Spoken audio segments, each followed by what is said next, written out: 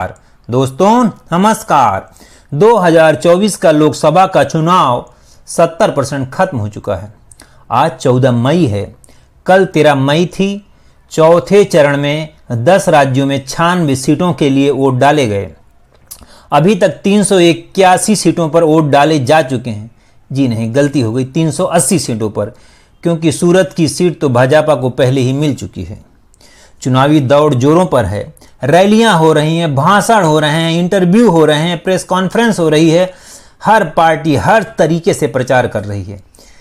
चुनावी रण पूरे उफान पर है। आप किसी भी पार्टी से, किसी भी नेता से पूछिए क्या हालात हैं, कौन आगे है, एक ही जवाब मिलेगा, मैदान साफ है, हमने सिक्सर मार दिया है, बॉल स्टेडियम के बाहर है, हम दिल्ली पहुंच गए हैं। तो क्या सच्चाई यही है? आइए जरा रणनीति, तैयारियां और प्रचार को समझने की कोशिश करते हैं। देखते हैं कौन लड़ रहा है, कौन जीत रहा है। चलते हैं 1984 में। 1984 के लोकसभा चुनाव में कांग्रेस को लोकसभा की 514 सीटों में से 404 सीटें मिली थी, यानी 78.59 सीटें। वहीं वोटिंग शेयर की बात करें तो 49.10%। भारतीय जनता पार्टी का वह पहला चुनाव था, मात्र 2 सीटें आई थीं। भारतीय जनता पार्टी का गठन 6 अप्रैल 1980 को हुआ था। एक कांग्रेस के इतिहास का सबसे अच्छा प्रदर्शन था और भारतीय जनता पार्टी की शुरुआत थी।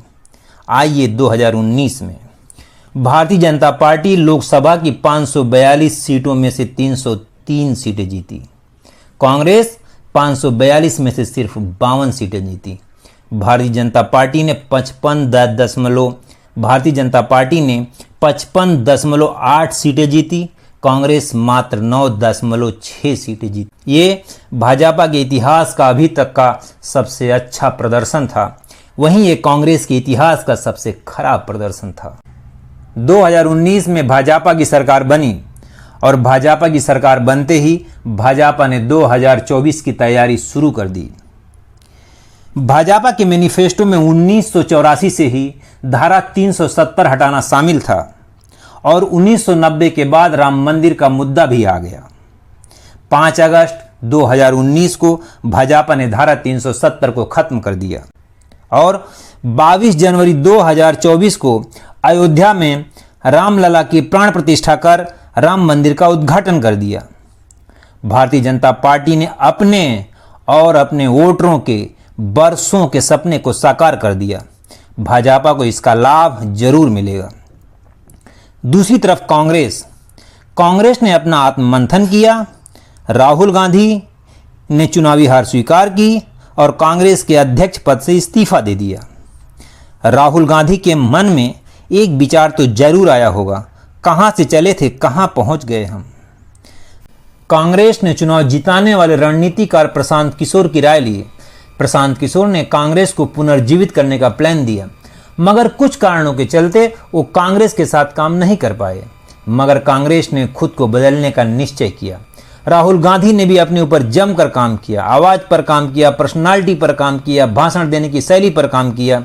एक बात तो तय है, 2024 में 2010, 2014 या 2019 वाले राहुल गांधी तो बिल्कुल नहीं है। तो चलिए जरा देखते हैं 2010 से लेकर के 2024 तक राहुल गांधी में कैसे परिवर्तन आए हैं। सुनिए। I'm very happy that the country has given this verdict. The young people of this country and the poor people of this country have given this verdict. I've always maintained that what is important is the work that you're doing. I've got a job to do, and as I've said clearly, it's to help the youth of this country enter politics and to change the way the politics of this country works.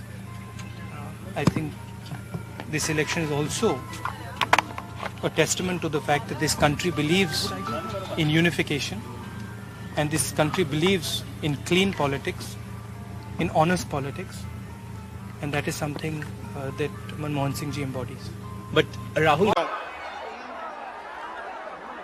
Maharashtra Maharashtra आकर मुझे खुशी होती है। छत्रपति शिवाजी महाराज की जमीन है, अंबेडकर जी की जमीन है और सालों से महाराष्ट्र ने पूरे देश को भाईचारा और प्यार की विचारधारा दिखाई। दो विचारधाराओं की लड़ाई, एक तरफ महाराष्ट्र की विचारधारा, सबको जोड़ने की विचारधारा, प्यार की विचारधारा, भाईचारे की विचारधारा, और दूसरी तरफ गोडसे जी की विचारधारा, तोड़ की विचारधारा, गुस्से की विचारधारा, क्रोध की विचारधारा। ये लड़ाई है। और मैं आपको पहले ही बता देता हूं, ये लड़ाई महाराष्ट्र में, हिंदुस्तान में कौन जीतने वाला है। ये लड़ाई कांग्रेस पार्टी और प्यार की विचारधारा जीतने वाली है। देखिए, हम आपकी जमीन की लड़ाई लड़े, नियामगिरी में लड़ाई लड़े, भट्टा परसौल में लड़ाई लड़े, और हम जमीन अधिग्रहण बिल लाए।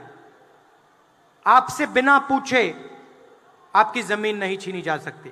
ट्राइबल बिल लाए, पैसा कानून लाए, जल, जंगल और जमीन। आपका जल, आपका जंगल, आपकी जमीन, इनका हक हमने आपको दिया। जैसे ही नरेंद्र मोदी आए, उन्होंने इन सब बिल को रद्द करने की कोशिश की। हर प्रदेश में जाके उन्होंने इस बिल को खत्म करने की कोशिश की। पार्लियामेंट हाउस में रद्द करने की कोशिश की। हम लड़े। कांग्रेस पार्टी की यहां सरकार आएगी, आदिवासियों की जमीन की रक्षा होगी, जल की, जंगल की, जमीन की रक्षा होगी। छत्तीसगढ़ में फिर से कहना चाहता हूं, बस्तर में आप देखिए कैसा निर्णय लिया। बस्तर में टाटा कंपनी ने आदिवासियों से जमीन ली थी। जमीन अधिग्रहण बिल में लिखा है, अगर 5 साल के अंदर इंडस्ट्रियलिस्ट ने इंडस्ट्री चालू नहीं की तो जमीन वापस आदिवासियों को दी जाएगी। बस्तर में पहली बार छत्तीसगढ़ की सरकार ने ऐतिहासिक काम किया, टाटा से जमीन लेकर वापस छत्तीसगढ़ के आदिवासियों को दे दी। नमस्कार मोदी जी, थोड़ा सा घबरा गए क्या? नॉर्मली आप बंद कमरों में अदानी जी, अंबानी जी की बात करते हो। पहली बार आपने पब्लिक में अदानी, अंबानी बोला। और आपको यह भी मालूम कि ये टेम्पो में पैसा देते हैं। क्या ये आपका पर्सनल एक्सपीरियंस है क्या? एक काम कीजिए, CBID को इनके पास भेजिए ना, पूरी जानकारी करिए, इंक्वायरी कराइए, जल्दी से जल्दी कराइए, घबराइए मत मोदी जी। और मैं देश को फिर से दोहरा के कह रहा हूं, जितना पैसा नरेंद्र मोदी जी ने इनको दिया है ना, उतना ही पैसा हम हिंदुस्तान के गरीब लोगों को देने जा रहे हैं। महालक्ष्मी योजना, पहली नौकरी पक्की योजना, इन योजनाओं के माध्यम से करोड़ों लाखपति बनाएंगे हम। इन्होंने 22 अरबपति बनाए हैं, हम करोड़ों लाखपति बनाएंगे। भारतीय जनता पार्टी ने अपना पैर उत्तर भारत और मध्य भारत में जमा लिया था। अब भारतीय जनता पार्टी ने दक्षिण भारत की ओर देखना शुरू किया और थोड़ा पूर्वोत्तर की ओर भी बढ़ना चाहा। अब यहां पैर जमाने के लिए भारतीय जनता पार्टी ने प्लान बनाया और लड़ाई शुरू की। पश्चिम बंगाल से होते हुए उड़ीसा, आंध्र प्रदेश, तेलंगाना, तमिलनाडु और केरल तक भाजपा ने जी तोड़ मेहनत की। इसी के तहत ही चीन के प्रेसिडेंट जी जिनपिंग के साथ मोदी जी ने तमिलनाडु के मंदिरों और दर्शनीय स्थलों की यात्रा की और प्रयास तेज किए गए। कई जगह रैलियां हुई, भाषण हुए, जरा सुनिए। भारत माता की, भारत माता की। ಏನ ಅನ್ಬಾರಂದ ತಮಿಳ್ ಸಹೋದರಿಗಳೇ वणक्कम। आज कन्याकुमारी से देश के इस दक्षिणी छोर से जो लहर उठी है,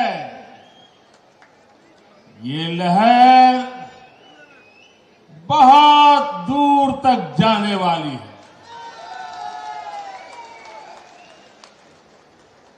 अभी अन्नामलाई बड़े विस्तार से बता रहे थे। मैं 1991 में एकता यात्रा लेकर कन्याकुमारी से कश्मीर गया था और इस बार मैं कश्मीर से कन्याकुमारी आया हूं। साथियों, डीएमके और कांग्रेस का इंडी अलायंस कभी भी तमिलनाडु को विकसित नहीं बना सकता। इन लोगों की हिस्ट्री घोटालों की है। इन लोगों की राजनीति का आधार लोगों को लूटने के लिए सत्ता में आना है। एक तरफ बीजेपी की कल्याणकारी स्कीम होती है, दूसरी तरफ इनके करोड़ों के स्कैम होते हैं। हमने ऑप्टिकल फाइबर और 5G दिया, हमारे नाम पर डिजिटल इंडिया स्कीम है, इंडी अलायंस के नाम पर लाखों करोड़ रुपए का 2G का स्कैम है और डीएमके उस लूट की सबसे बड़ी हिस्सेदार थी। बीजेपी ने बड़ी संख्या में एयरपोर्ट बनाए, हमारे नाम पर उड़ान स्कीम है, इंडी अलायंस के नाम देश की सुरक्षा के साथ खिलवाड़ करने वाले हेलीकॉप्टर स्कैम है। हमारी खेलो इंडिया और टॉप स्कीम से देश ने खेलों में ऊंचा मुकाम हासिल किया, लेकिन उनके नाम पर CWG स्कैम का दाग है। हमने खनिज सेक्टर में रिफॉर्म को लागू किया, इंडी अलायंस के नाम पर कॉल स्कैम की कालिख लगी है। ये लिस्ट बहुत लंबी है।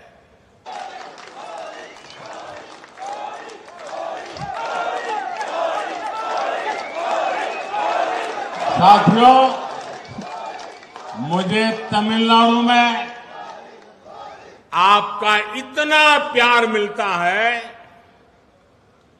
इतने आशीर्वाद मिलते हैं, आप इतनी बड़ी तादाद में आते हैं, लेकिन मुझे ये तकलीफ भी रहती है कि मैं तमिल भाषा नहीं सीख पाया। थोड़ा बहुत समझ लेता हूं, मुझे इसकी तकलीफ है, लेकिन इस कमी को पूरा करने के लिए हमने टेक्नोलॉजी की मदद लेना शुरू किया है और अब आप सोशल मीडिया साइट एक्स पर नमो इन तमिल पर उस हैंडल पर भी मेरी बात सुन सकते हैं और वो तमिल में सुन सकते हैं। मुझे उम्मीद है कि काफी हद तक 95% मैं कह सकता हूं, काफी हद तक मैं इसके जरिए आप तक अपनी बात पहुंचाऊंगा और मैं बाद में अन्नामलाई को कहूंगा कि वो आपको ये टेक्नोलॉजी कैसे काम करती है, आपको क्या करना है, कैसे मोदी का तमिल भाषा में सुन सकते हैं, वो अन्नामलाई अभी समझाएंगे आपको। आपके इस आशीर्वाद के लिए मैं फिर एक बार आप सभी का बहुत बहुत आभार व्यक्त करता हूं।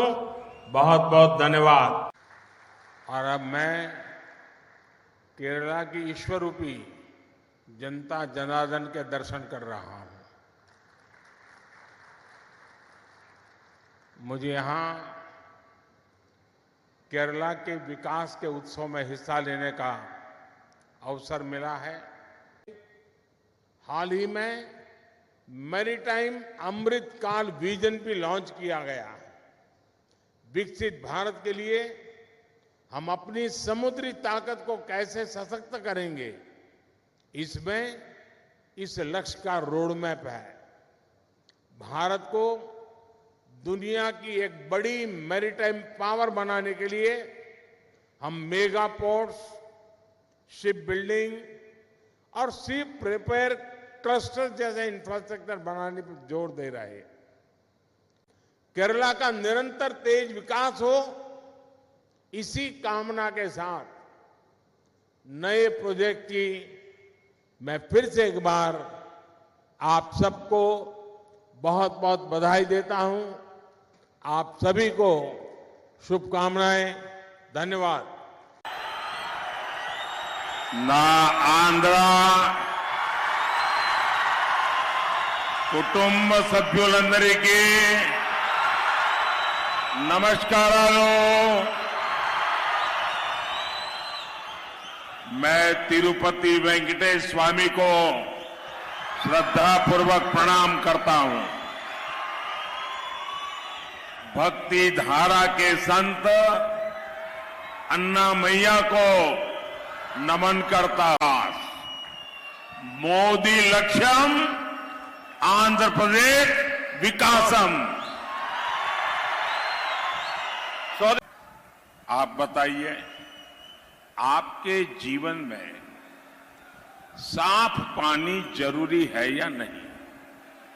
मोदी घर घर पाइप से पानी पहुंचाना चाहता है, लेकिन यहां की सरकार जल जीवन मिशन में भी ठीक से सहयोग नहीं करती। पोलावरम प्रोजेक्ट के साथ इन्होंने क्या किया, ये आप इतने सालों से देख रहे हैं। इन्होंने रायलसीमा के किसानों को भी इरिगेशन की सुविधाएं नहीं दी। यहां एनडीए सरकार बनेगी तो सिंचाई के प्रोजेक्ट तेजी से पूरे होंगे। एनडीए के जितने भी हमारे ये कैंडिडेट हैं, एमएलए का चुनाव भी साथ साथ है। हमारे सभी एमएलए के जो उम्मीदवार हैं, आप सबसे मेरा आग्रह है, इस क्षेत्र के कल्याण के लिए इन सबको विजयी बना करके भेजिए। इनके अलावा राजमपेट लोकसभा सीट से भाजपा प्रत्याशी मेरे मित्र किरण कुमार रेड्डी, चित्तूर लोकसभा सीट से टीडीपी प्रत्याशी प्रसाद राव, तिरुपति लोकसभा सीट से बीजेपी प्रत्याशी वारा प्रसाद राव, कडप्पा लोकसभा सीट से टीडीपी प्रत्याशी भूपेश रेड्डी। इन मेरे सभी साथियों को जिता करके दिल्ली भेजिए, और जब आप इनको वोट देंगे ना, तो वोट दिल्ली में सीधा मेरे खाते में जमा होगा। साथियों, ज्यादा से ज्यादा मतदान कराएंगे, ज्यादा से ज्यादा पोलिंग बूथ जीतेंगे। अच्छा, मेरा एक काम करेंगे, घर घर जाइएगा और कहिएगा कि अपने मोदी जी आए थे और मोदी जी ने आप सबको नमस्कार कहा है। मेरा नमस्कार पहुंचा देंगे। बोलिए भारत माता की जय। भारत माता की बहुत बहुत धन्यवाद। भाजपा अपने पैर जमाने में कितनी सफल हुई ये तो पता नहीं, पर भाजपा को कुछ न कुछ लाभ यहां जरूर मिलेगा। वहीं कांग्रेस ने प्रशांत किशोर के कांग्रेस को पुनर्जीवित करने वाले प्लान को तो जरूर देखा होगा और इतिहास में झांक कर गांधी जी के दौर को भी देखा होगा और भारतीय जनता पार्टी की सोमनाथ से अयोध्या की रथ यात्रा को भी देखा होगा। बात समझ में आ गई थी कि जनता से जुड़ना पड़ेगा, जनता को समझना पड़ेगा, जनता के बीच जाना पड़ेगा और कांग्रेस ने जनता के बीच जाने का और जनता में अपनी पैठ बनाने का फैसला किया। 2022 में भारत जोड़ो यात्रा और 2024 में भारत जोड़ो न्याय यात्रा इसी के परिणाम थे। अब कांग्रेस जनता के बीच कितनी जा पाई, कितनी पैठ बना पाई, ये तो 4 जून को ही पता चलेगा कि मेहनत कितना रंग लाई। भारतीय जनता पार्टी ने अपने विरोधी पार्टियों को कमजोर और खत्म करने के लिए साम दाम दंड भेद सबका उपयोग किया। विरोधी पार्टियों के नेताओं को तोड़कर भाजपा में मिलाना शुरू किया। इससे विपक्ष खत्म तो नहीं हुआ, मगर भाजपा की इमेज जरूर खराब हुई और उसके उस जगह के कार्यकर्ताओं पर भी बुरा असर पड़ा और उनके वोट बैंक पर भी बुरा असर पड़ा। वहीं कांग्रेस ने भारतीय जनता पार्टी के सारे विरोधियों को मिलाकर के इंडिया अलायंस बनाया। इसमें 28 पार्टियां हैं। कांग्रेस ने अपने कार्यकर्ताओं पर और अपने नेताओं पर काम किया है। कांग्रेस ने सिर्फ 328 सीटों पर अपने कैंडिडेट खड़े किए हैं, बाकी अपने सहयोगी पार्टियों के लिए छोड़ दिया है। ये थी चुनावी रणनीति और तैयारी। चुनाव प्रचार जोरों पर चला और चल भी रहा है। टीवी से लेकर YouTube, Facebook, WhatsApp, Instagram, internet, हर जगह हर पार्टी है। सबको महसूस हो रहा है कि कांटे की टक्कर है। हर पार्टी अपना मैनिफेस्टो लहरा लहरा के कह रही है तुम्हारा सबसे ज़्यादा ख्याल हम ही रखेंगे। हर पार्टी का एक ही लक्ष्य है, चुनाव जीतना और सत्ता में आना। 75 साल की उम्र में मोदी जी जितनी चुनावी रैलियां और सभाएं कर रहे हैं, बड़ी बात है। भाजपा के बाकी नेता जैसे योगी जी, अमित शाह, नितिन गडकरी सब लगे हुए हैं, पर इस बार भाजपा के चुनाव प्रचार में धार कम लगती है, तालमेल में कमी लगती है, कुछ मिसिंग सा लगता है। वहीं सूरत की घटना उनके अपने विश्वास पर प्रश्न चिन्ह लगाती है। सूरत की घटना का असर भाजपा की इमेज और उनके वोट बैंक दोनों पर पड़ेगा। वहीं राहुल गांधी के लिए करो या मरो की स्थिति है। कांग्रेस का अकाउंट फ्रीज हो गया है। कांग्रेस की स्थिति तितर बितर हो रही है। कांग्रेस के कई नेता कांग्रेस छोड़कर भाजपा में चले गए हैं, मगर राहुल गांधी, प्रियंका गांधी और उनके सहयोगी दल डटे हुए हैं। चुनाव हमेशा भविष्य पर लड़ा जाता है और यहीं पर विपक्ष +1 और सत्ता पक्ष 0 या -1 हो जाता है। इसी को एंटी कम्बेंसी कहते हैं, यानी सत्ता विरोधी लहर। जो सत्ता पक्ष के लिए एंटी कम्बेंसी होता है वही विपक्ष के लिए बड़ा मुद्दा होता है। जैसे बीजेपी के लिए एंटी कम्बेंसी है बेरोजगारी, किसानों का मुद्दा, अग्निवीर। विपक्ष यानी इंडिया अलायंस ने इन सारे मुद्दों को पकड़ लिया है। इसका ज़्यादा असर पंजाब, हरियाणा, उत्तर प्रदेश, मध्य प्रदेश, बिहार और महाराष्ट्र में दिखेगा। वैसे ही संविधान बचाओ, आरक्षण बचाओ जैसे मुद्दे भी हैं। कुछ भी हो, इस बार टक्कर कांटे की है। खेल आखिरी बॉल तक चलेगा। दोस्तों, मैंने भारतीय जनता पार्टी और कांग्रेस पर आकलन ज़्यादा किया है। अलायंस पर मैंने पूरा काम नहीं किया है। मेरे गुणा भाग से मुझे ऐसा लगता है इस चुनाव में भारतीय जनता पार्टी की 215 से 245 के बीच सीटें आ सकती हैं। एनडीए की 245 से 295 के बीच सीटें आ सकती हैं। कांग्रेस की 125 से 150 के बीच सीटें आ सकती हैं। इंडिया अलायंस की 150 से 230 के बीच सीटें आ सकती हैं। ये मेरा आकलन है, अनुमान है, ऊपर नीचे कुछ भी हो सकता है। ये चुनाव है। आज से 12 दिन पहले का मेरा एक वीडियो है, कौन है इस बार का प्रधानमंत्री। उसके अंत में एक कविता है, उसमें कुछ इशारा था। आइए उसे स्पष्ट कर देता हूँ। अगर महाभारत का रण हो। महाभारत का युद्ध कई कारणों से हुआ था। पर राज सत्ता एक मुख्य कारण था। ये चुनावी रण है और यहाँ सत्ता ही मुख्य कारण है। अगर हो अर्जुन, इस चुनावी रण में अर्जुन कौन है? जो भाषण देने, चुनाव लड़ने में निपुण हो, जिसे हराया ना जा सके, मोदी जी। कर्ण कौन है? कर्ण संघर्ष का प्रतीक है, हार न मानने का प्रतीक है। 10 साल से लगातार हारने के बाद भी खड़े रहना, लांछन, अपमान, हंसी, पप्पू सबको समेटकर, दबाकर, कमर कस कर खड़ा होना, भारत जोड़ो यात्रा करके, जनता के बीच जा करके, अपने अंदर परिवर्तन ला करके राहुल गांधी ने कर्ण बनने की कोशिश जरूर की है। अगली लाइन है, जहां हार भी विजय का जय घोष हो। जी हाँ, मेरे अनुमान से कांग्रेस को 140 से 150 सीटें मिलेंगी। 2019 में कांग्रेस की 52 सीटें थी। अब अगर 140 के आसपास आती हैं तो आप ही फैसला कीजिए कि ये हार है या जीत है। धन्यवाद।